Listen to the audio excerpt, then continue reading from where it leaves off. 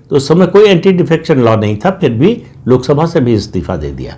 By election हो रहा था और कांग्रेस और इंदिरा गांधी के लिए कितनी प्रतिष्ठा का उपचुनाव था वो। समझिए कि प्रधानमंत्री दूसरी बार, इससे पहले वो एक विधानसभा उपचुनाव में प्रचार कर चुकी थी, लोकसभा सीट के लिए उपचुनाव में प्रचार करने इंदिरा गांधी गई और हर असेंबली सेगमेंट में चुनाव प्रचार किया। एक लोकसभा में उत्तराखंड में उस समय विभाजन नहीं हुआ था, उत्तर प्रदेश का ही हिस्सा था, 5 विधानसभा क्षेत्र आते हैं, 5 में किया।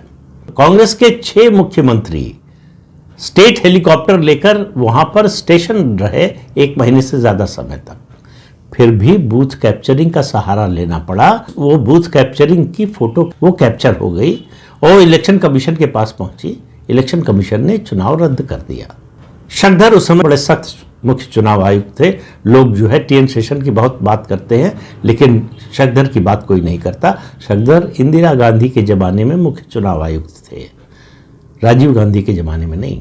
तो चुनाव रद्द हो गया। उसके बाद दूसरी बार चुनाव हुआ और बूथ कैप्चरिंग नहीं हो पाई और कांग्रेस का कैंडिडेट हार गया। तो केवल बैलेट पेपर होने से आप चुनाव जीत जाएंगे ऐसा संभव नहीं है। लेकिन राहुल गांधी और उनकी जो कोटरी है वो मानने को तैयार नहीं।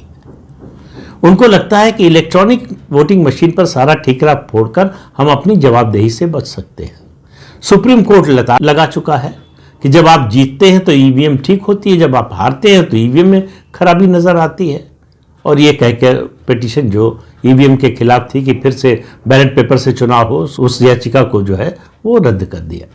राहुल गांधी को लगता है कि वो गरीबों से, दलितों से, आदिवासियों से हाथ मिला लेंगे, उनमें से किसी के घर खाना खाने चले जाएंगे तो उनका इमेज मेकओवर हो जाएगा, उनकी छवि बदल जाएगी, वो गरीब नवाज बन जाएंगे और कांग्रेस पार्टी गरीबों की पार्टी बन जाएगी। 20 साल से ये कोशिश कर रहे हैं और बार बार फेल हो रहे हैं। लेकिन बात समझ में नहीं आ रही कि इन टोटकों से, इन तरीकों से स्थितियां बदलती नहीं, जमीनी वास्तविकता बदलती नहीं। तो ऐसे में कांग्रेस को क्या करना चाहिए ये मुझे नहीं मालूम।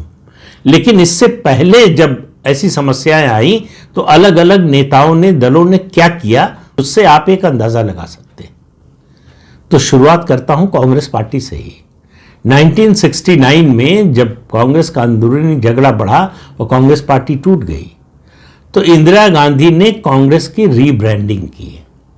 नाम बस नहीं छोड़ा उन्होंने और पूरी कांग्रेस पार्टी की विचारधारा बदल दी, उसकी सोच बदल दी, उसकी नीतियां बदल दी, संगठन का तरीका बदल दिया, सब कुछ बदल दिया।